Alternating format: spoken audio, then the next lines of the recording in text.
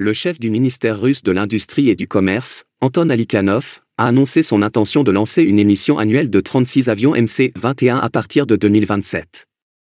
Dans une interview accordée à Channel One, il a indiqué que la première priorité était d'atteindre une production d'au moins 36 avions par an, puis de doubler ses capacités.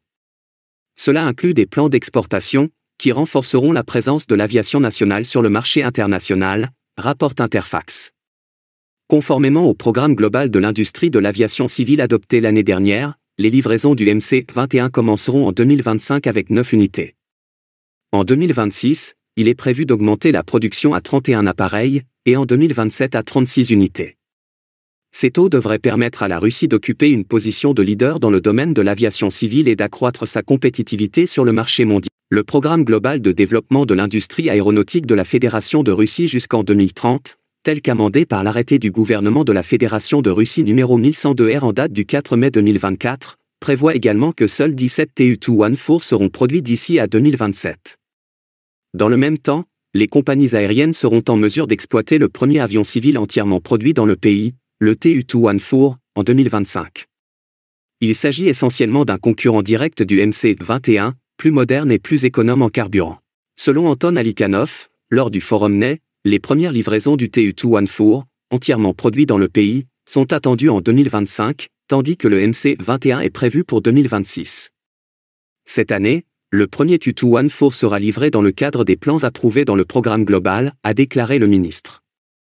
Il a ajouté que ces principaux types d'avions se trouvent actuellement à différents stades de certification. Le modèle Tupolev est essentiellement un ancien concurrent du plus récent MC-21. L'usine d'aviation de Kazan fabrique cet avion depuis 1996. C'est le seul avion produit commercialement dans le monde dont la cellule et le moteur proviennent d'un pays autre que les États-Unis et l'Union européenne. Néanmoins, le Tu-214 a nécessité le remplacement de tous les composants importés en 2022. Le Tu-214 a été utilisé par l'unité de vol spéciale, Rossiya, qui transporte des hauts fonctionnaires, ainsi que par diverses agences de sécurité, en raison de sa composition originale de 87% de composants nationaux.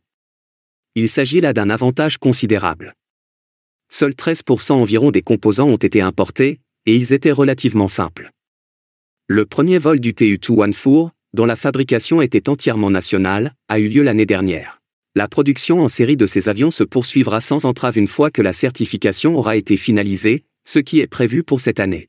En termes de sécurité, le Tu-214 répond à toutes les exigences modernes, mais il est en retard sur le MC-21 et, par conséquent, sur ses homologues de Boeing et d'Airbus en termes d'efficacité énergétique. Le Tu-214 consomme plus de carburant, son système de gestion des équipements de bord est obsolète et il nécessite 3 pilotes au lieu de 2, comme dans les avions de ligne modernes, entre autres inconvénients qui augmentent les coûts d'exploitation. Alors, pourquoi la Russie envisage-t-elle de produire les deux avions plutôt que de se concentrer uniquement sur le MC-21, plus récent et plus moderne? Il y a plusieurs raisons à cela. Tout d'abord, l'avion Tupolev est en service depuis longtemps et s'est déjà imposé sur le marché de l'aviation, contrairement au nouveau MC-21, qui est toujours en cours d'introduction pour un usage commercial, avec des retards dus aux sanctions. L'avion Tupolev a été créé plus tôt, mais des dizaines ont déjà été produites, et beaucoup volent depuis longtemps, transportant des passagers et du fret. La production de ces avions est bien établie, avec la fabrication de pièces et de composants, et la formation du personnel pour leur fonctionnement et leur entretien. De nombreux aéroports en Russie et dans d'autres pays peuvent accueillir cet avion. Il est équipé du moteur PS-90, qui a fait ses preuves et est fiable. Tout cela ouvre de bonnes perspectives pour la poursuite de son utilisation, y compris pour diverses missions spéciales. Le Tu-214 est toujours activement utilisé par diverses agences fédérales et entreprises d'État, y compris le ministère russe de la Défense et l'unité de vol spéciale, Rossiya.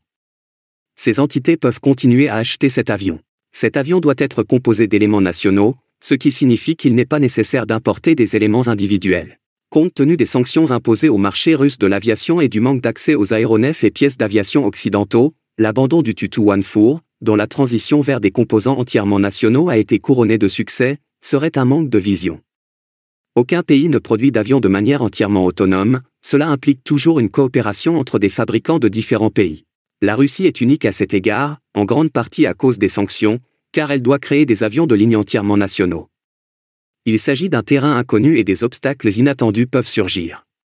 Chaque avion compte, même s'il est moins économique que ses homologues occidentaux.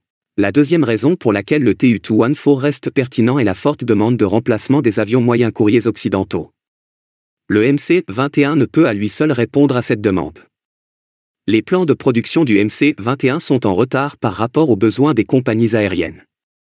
Le marché a besoin de beaucoup plus d'avions de ce type aujourd'hui, mais la production du nouvel avion ne commencera qu'en 2026, soit un an plus tard que prévu initialement, en raison des sanctions et de la nécessité de remplacer même les matériaux composites. En outre, il est impossible d'atteindre immédiatement le volume de production prévu, surtout pour un avion entièrement nouveau. Le nombre d'avions de série augmentera progressivement chaque année. Initialement, il était prévu que la production du MC-21 passe de 12 avions par an en 2025 à 72 par an en 2030. La production annuelle d'un nombre aussi important d'avions constitue un défi de taille pour la Russie. La Russie moderne n'a jamais produit autant d'avions civils.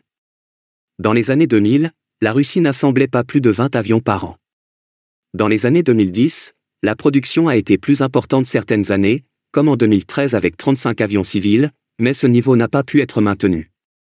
Ce n'est qu'à l'époque soviétique que des taux de production aussi élevés, de l'ordre de 100 avions ou plus par an, ont été atteints.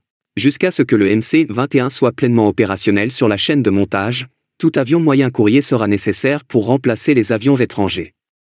C'est pourquoi les compagnies aériennes accepteront volontiers les deux. D'autant plus qu'il n'y a pas d'autres options.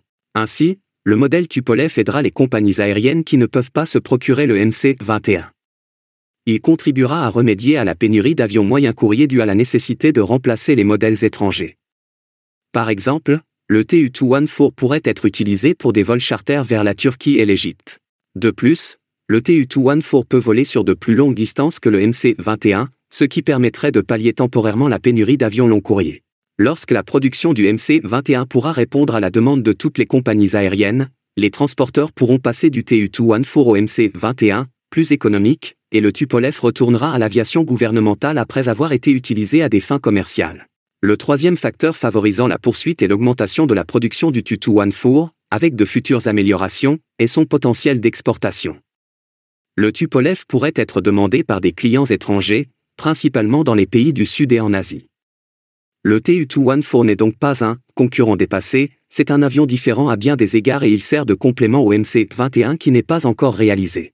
Maintenant, pensez-vous que le MC-21 va mettre fin à la production du Tu-214 ? Dites-le nous dans les commentaires.